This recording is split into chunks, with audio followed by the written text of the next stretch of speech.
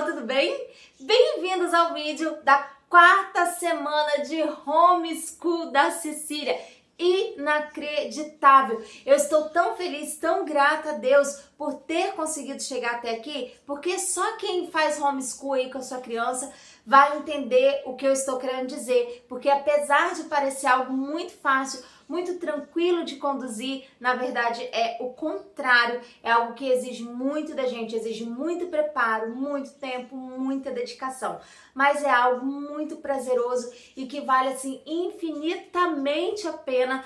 Principalmente se eu for pensar que Cecília hoje está recebendo em casa aquilo que ela não estaria recebendo na escola nesse momento. Eu falei com vocês, acho que no primeiro vídeo ou no vídeo que eu fiz a abertura aqui dessa série de homeschool, eu expliquei para vocês que na escola onde Cecília estaria estudando agora, não tem um currículo muito elaborado para essa idade da Cecília.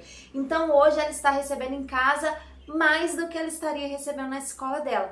Mas para que ela receba isso em casa, eu preciso me dedicar ao extremo. Eu preciso ter um tempo para sentar com ela, para trabalhar com ela, pensar nas atividades, preparar as atividades. Então, conseguir cumprir um mês inteiro de homeschool é uma vitória muito grande e eu estou assim muito feliz, muito agradecida mesmo a Deus e também muito feliz porque, além de ter conseguido vencer esse mês com ela, eu também consegui registrar tudo isso e compartilhar com vocês, o que é algo assim que me deixa muito feliz, muito satisfeita, porque eu acho que vocês merecem muito acompanhar esse momento aqui em casa, porque a Cecília é também um pedacinho de vocês. Vocês participaram da minha história, acompanharam minhas lutas e rezaram muito para que ela viesse ao mundo. Então, poder acompanhar hoje tudo que ela está vivendo é algo que me deixa muito feliz em poder proporcionar para vocês.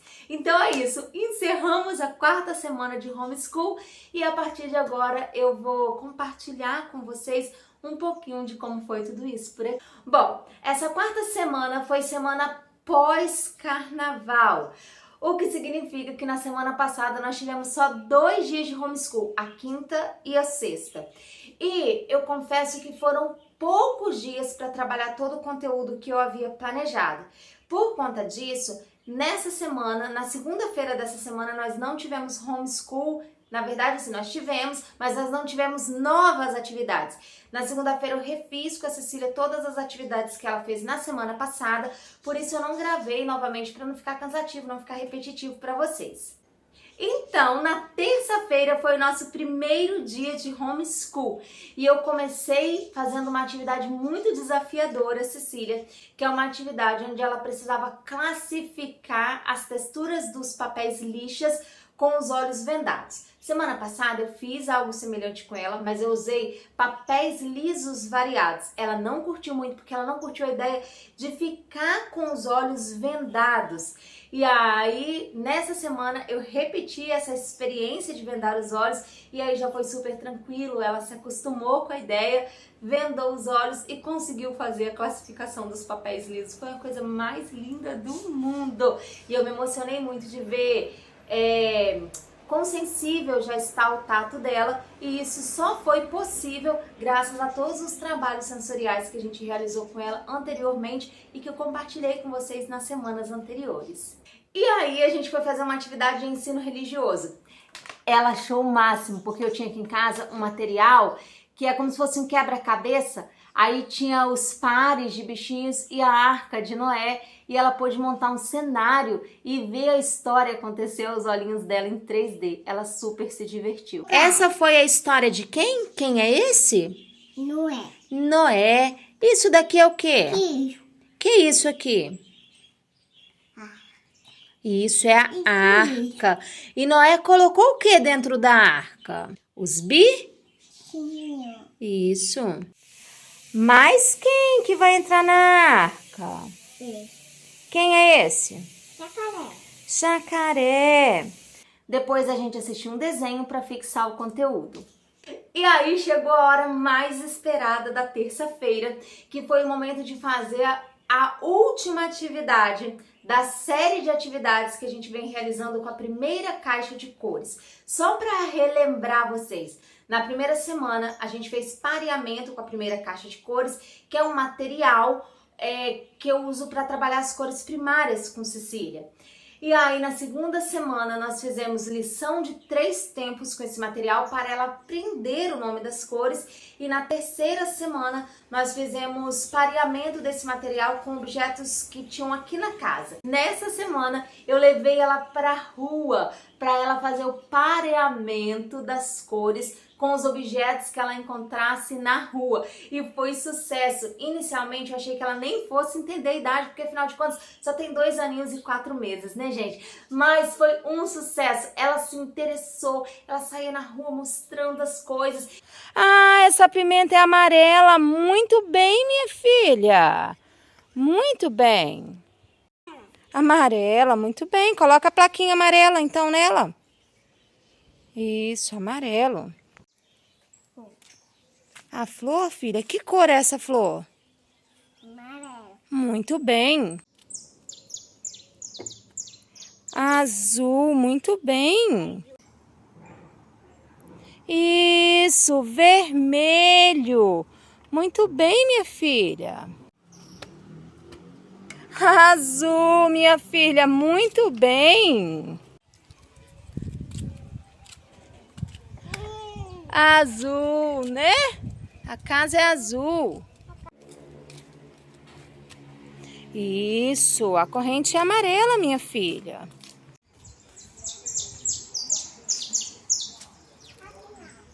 Isso, vermelho. O caminhão é vermelho. Batata inglesa, quilo, R$ 4,99. Cebola, quilo, R$ 3,89. Azul, muito bem, esse caminhão é azul. E mais de noite, mais de tarde, ela saiu com o pai dela e aí ela ficou mostrando novamente pro pai dela: papai, qual a cor dessa lixeira? Papai, qual a cor desse caminhão?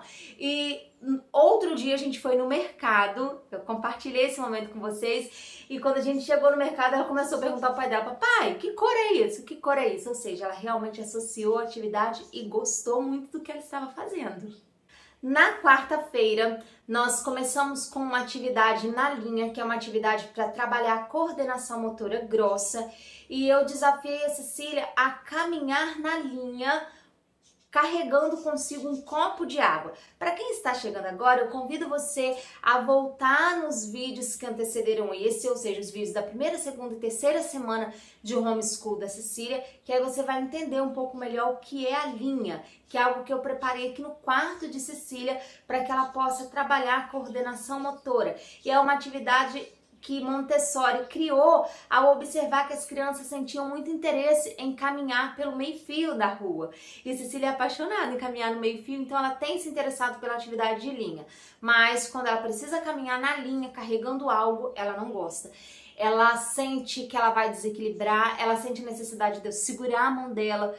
E já tem algumas semanas que eu venho compartilhando com vocês que toda vez que eu coloco algo na mão dela para ela caminhar na linha, ela fica um pouco angustiadinha. Essa semana não foi diferente, eu coloquei um copo de água para ela tentar caminhar sem derrubar a água e ela pediu para eu segurar ela.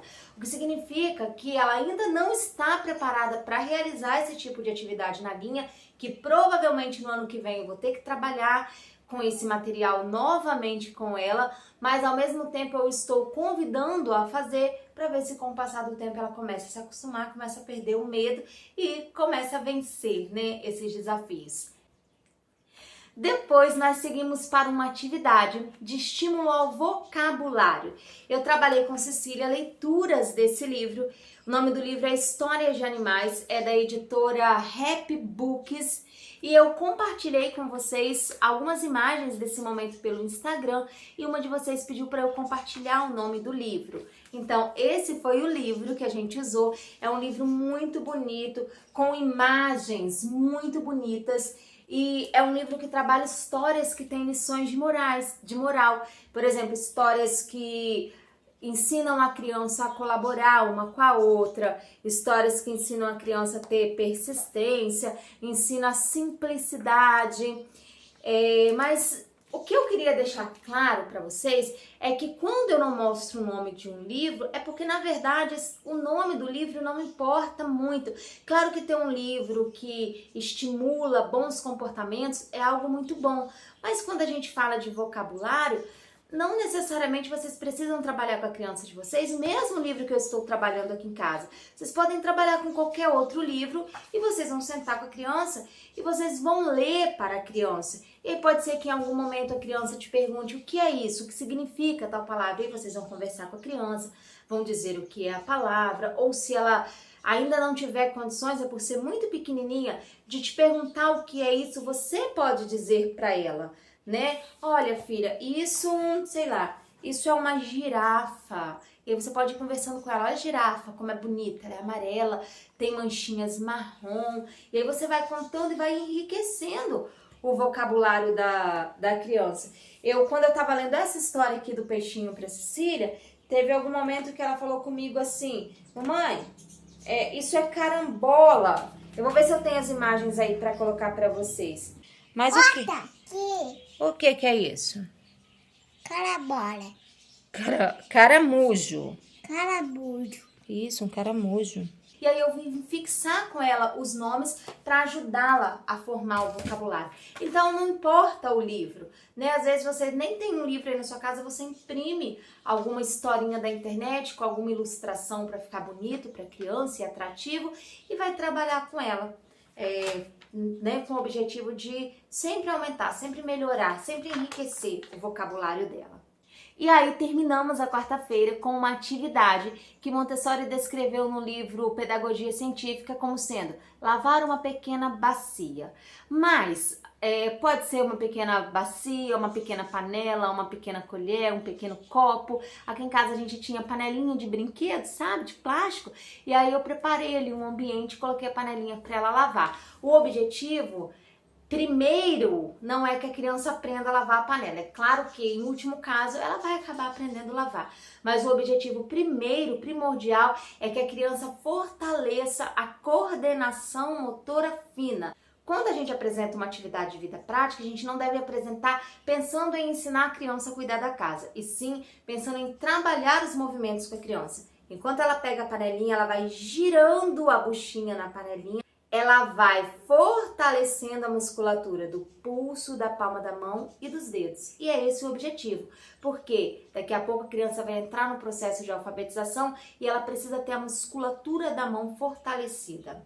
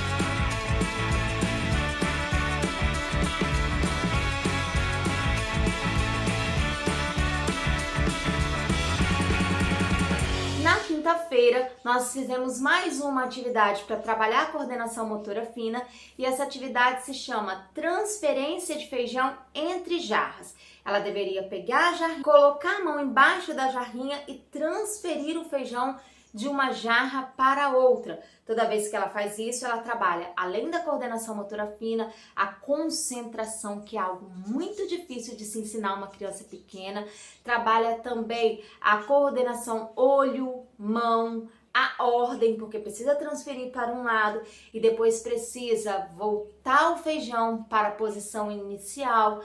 Então tem uma série de vantagens nessas atividades que trabalham o refinamento dos movimentos. Depois nós partimos para uma atividade de ensino religioso e aprendemos a história de José do Egito. E finalizamos com um desenho para fixar o conteúdo. Na sexta-feira, nós fizemos duas atividades da área de vida prática, uma de autocuidado e a outra de cuidado com o outro. Na atividade de autocuidado, Cecília treinou calçar as meias. Muitos de vocês que acompanharam pelo Instagram falaram que coisa mais linda, que fofura. Cecília já calça as meias há algum tempo, mas ainda com alguma dificuldade. Então eu coloquei essa atividade para que ela tivesse a oportunidade de treinar mais esse ato, né, de pegar a meia, colocar no pezinho, puxar. E ela simplesmente é apaixonada por todas as atividades que envolvem o cuidado com ela mesma, ou seja, o autocuidado.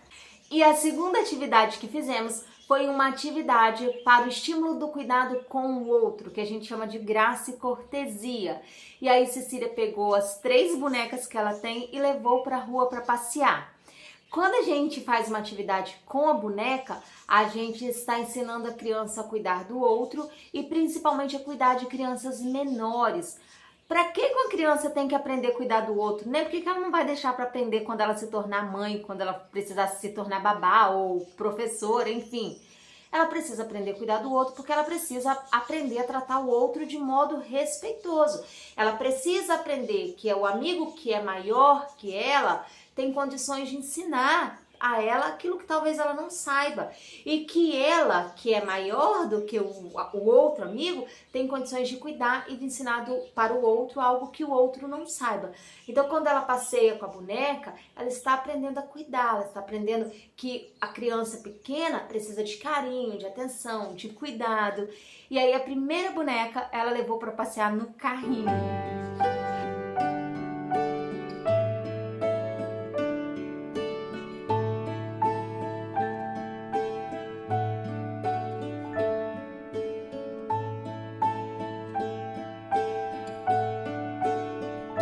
A segunda boneca, ela levou para passear num paninho que eu amarrei como se fosse um canguruzinho, sabe? E aí ela foi que foi. E a terceira boneca, ela levou para passear num colinho, mas ela foi surpreendida por um passarinho no meio da rua. E aí por alguns segundos ela esqueceu que ela estava levando o neném para passear, saiu correndo com o neném no colo, em ponto de tropeçar, cair ela e o neném. Mas aí depois ela se recompôs e lembrou, né? Tô passeando com o neném, não posso ficar correndo atrás de um passarinho. E aí ela voltou a fazer a caminhadinha dela com a boneca. E essas foram as atividades que a gente fez na nossa 4ª semana de homeschool. Eu consegui cumprir o acordo que eu tinha feito com vocês. Eu falei que pelo menos as 4 primeiras semanas eu pretendia compartilhar com vocês. Eu estou muito feliz por ter conseguido cumprir com esse acordo. E assim nós terminamos a 4ª semana de homeschool da Cecília. Eu estou muito feliz, muito grata a Deus, porque a partir de agora iremos começar a nossa 5ª semana, ou seja, o 2º mês de homeschool. E eu estou muito feliz por todo o progresso que Cecília conseguiu nesse mês. Nós trabalhamos todas as áreas, nós trabalhamos a área sensorial, trabalhamos a área de vida prática, linguagem, artes, trabalhamos ensino religioso e Cecília, apesar de não ter curtido muito uma atividade ou outra, o que é normal, nenhuma criança vai gostar de todas as atividades, nem mesmo a gente que é adulto consegue gostar de todas as coisas, quanto mais a criança. Mas, independente de não ter gostado de todas as coisas, de modo geral, ela se entregou ao homeschool, curtiu, aproveitou e isso pra mim é o que importa. E eu queria muito agradecer a cada um de vocês que estiveram aqui comigo durante essas 4 semanas, que acompanharam o homeschool de Cecília, que torceram para que ela conseguisse aprender atividade, a vocês que estão acompanhando lá pelo Instagram e que ficam me mandando mensagem: nossa, Paula, que legal que Cecília está fazendo isso, ou quando ela não consegue fazer algo, vocês entram em contato comigo e falam: Paula, tenta dessa forma, talvez ela consiga. Então, assim, é muita gratidão, vocês são incríveis demais. Muito obrigada por estarem vivendo esse momento junto comigo, um momento que é tão especial. O homeschool da Cecília é algo muito especial para mim. E é isso.